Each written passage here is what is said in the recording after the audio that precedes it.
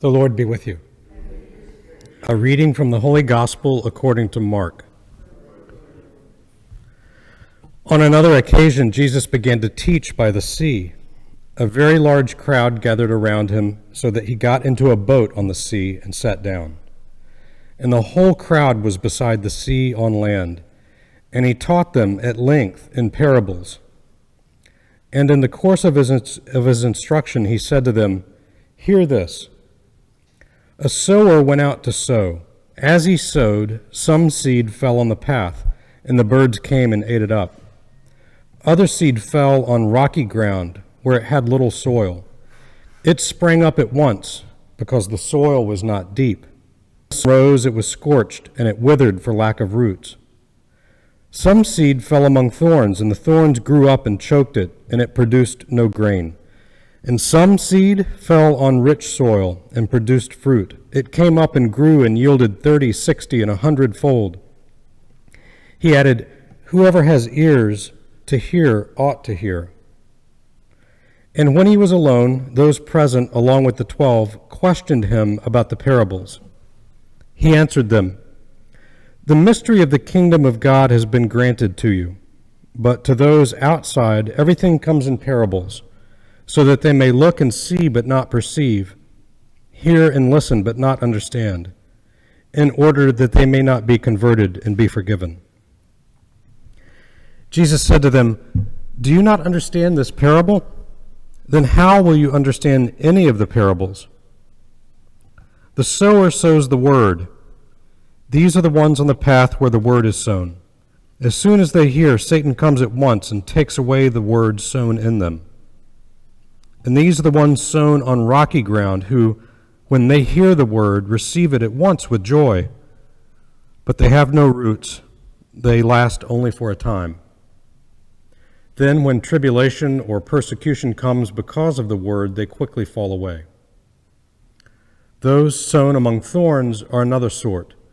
They are the people who hear the word, but worldly anxiety, the lure of riches, and the cravings for other things intrude and choke the word, and it bears no fruit. But those sown on rich soil are the ones who hear the word and accept it, and bear fruit 30 and 60 and 100-fold. The Gospel of the Lord.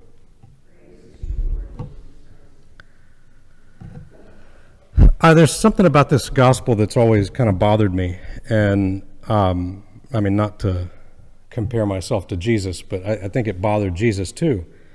And it's that he has to explain this parable to the disciples. I think it's pretty obvious, in the parable. It's pretty simple, but nonetheless he has to explain it to them.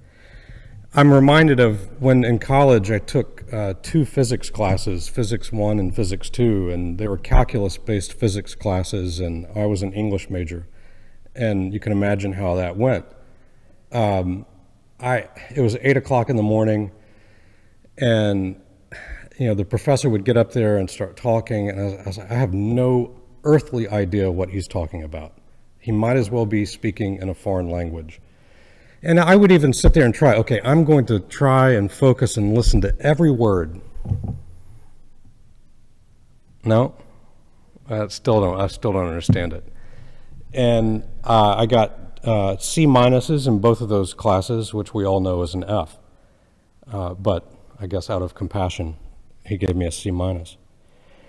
I think that it's very similar to the parables. There was nothing that I was going to do to have the gift to understand physics. I just don't have that gift. That's okay.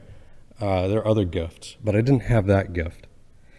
Without the gift of faith, these parables are meaningless. These parables are riddles. They're confusing. They don't make any sense. You could say without faith, the whole project of Jesus makes no sense. Die on a cross? That's the way to victory? Without faith, that doesn't make sense. The good news is that, unlike physics, all of us can receive the gift of faith. All we have to do is ask for it.